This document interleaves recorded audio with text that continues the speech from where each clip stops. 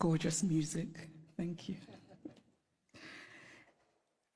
President of the Federal Republic of Germany, Dr. Steinmeier, Mayor of Berlin, Minister for Culture and Media, Dr. Monica Grütters, Director of the Humboldt Forum, Professor Dagalo, ladies and gentlemen, good afternoon. Actually, good morning-ish. It's almost afternoon. Thank you for having me here.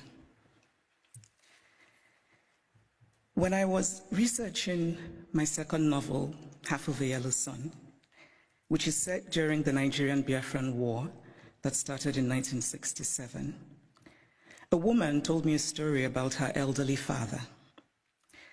It was early in the war, and they were in their Biafran hometown, feeling relatively safe because the war seemed far away. Then suddenly they heard the loud, terrifying sounds of bombing very close to them, and they knew that they had only minutes to leave their home and run into the interior for safety before the Nigerian soldiers arrived.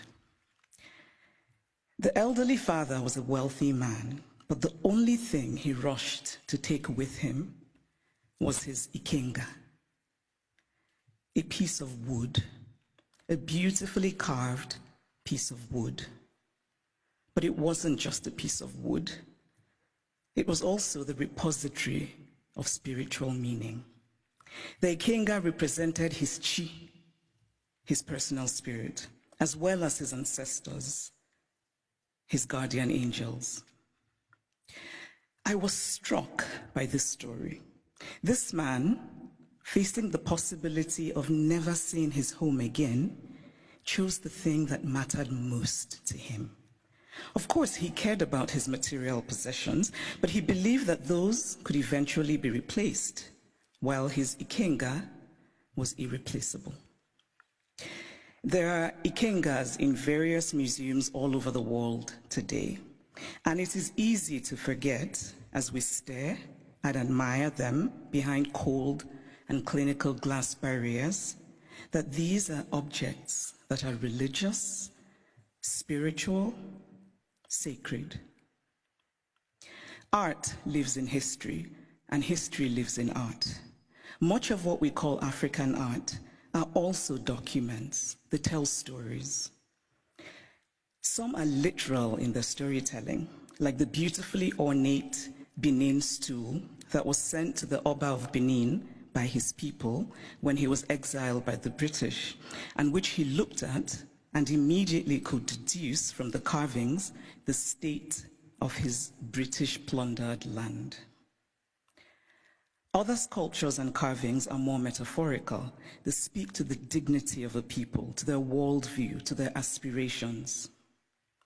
Some of the early Christian missionaries across the African continent were very keen on destroying African art. Carved African deities, which they told the Africans were just magic.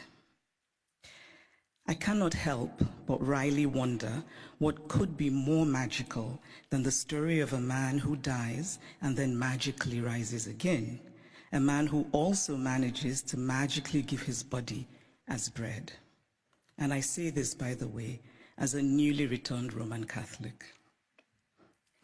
The point is that belief systems vary, and as long as they feed the spiritual needs of a people, they're valid. We cannot be dismissive of a belief system merely because it is unfamiliar to us, just as we cannot be dismissive of a history because we are uncomfortable with it. So I'd like to tell a small story about a Nigerian woman who's married to a Belgian and has lived in Belgium for many years. She said once that she was shocked that her son, while being taught Belgian history, was taught nothing about Congo. They teach my son in school that he must help the poor Africans, she said, but they don't teach him about what Belgium did in Congo. Now, if her son does not learn that the modern Congo state began 100 years ago as the personal property of a brutal Belgian king who was desperate to get wealthy from ivory and rubber, If her son does not learn that the hands of Congolese people were chopped off with rusty axes for not producing enough resources to meet a task, because we collectively acknowledge that it is so. It is not that Europe has denied its colonial history. That would be too crude. It is instead that Europe has developed a way of telling the story of its colonial history that ultimately seeks to erase that history.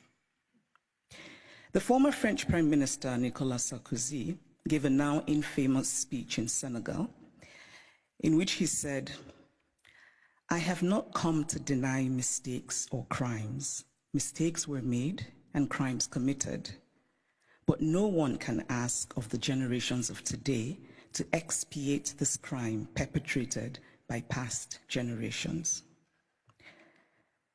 This is central to the story that Europe tells itself about its colonial history. It is a story that basically says, yes, colonialism happened, but. And whatever comes after the but is the focus of the story. What the focus on the but does is that it absolves. It frees Europe of responsibility, of a significant and traceable connection to the African present, and it allows Europe the glow of charity. But the truth is that the past does not merely tell us what happened yesterday, it also illuminates what happens today. If we acknowledge that present-day Europe is shaped by the Renaissance of 600 years ago, by the Enlightenment of 300 years ago, then surely we cannot say that what happened merely 100 years ago in Africa no longer matters. It matters. We are gathered today in this reconstructed palace, a beautiful place, but also a place that represents Germany's nostalgia for imperial times. When Kaiser William II lived here, German troops were killing children, women, and men in Southwest Africa. This building says that German history matters, even in a romanticized form. The history of Africa and Asia and Latin America must matter as well. We cannot pick and choose which histories and which points of view still matter, because to do this would be an ugly exercise of brute power. And speaking of power, here's a headline I just read in a German publication. The headline says, "Where do Africa's treasures belong?" Now imagine this headline differently. Imagine if it said, "Where do Germany's treasures belong?" It would be a redundant question, because of course, Germany's treasures belong in Germany. But the question would never even be asked, because there would be no circumstance in which it would be, because of power. And so it seems to me that what we are fundamentally grappling with in this space, in all of these questions about the Humboldt Forum, is power. Unequal power, how we navigate unequal power relations. And there's always been, to me, something shabby about unequal power relations. The victory feels colorless, almost unearned.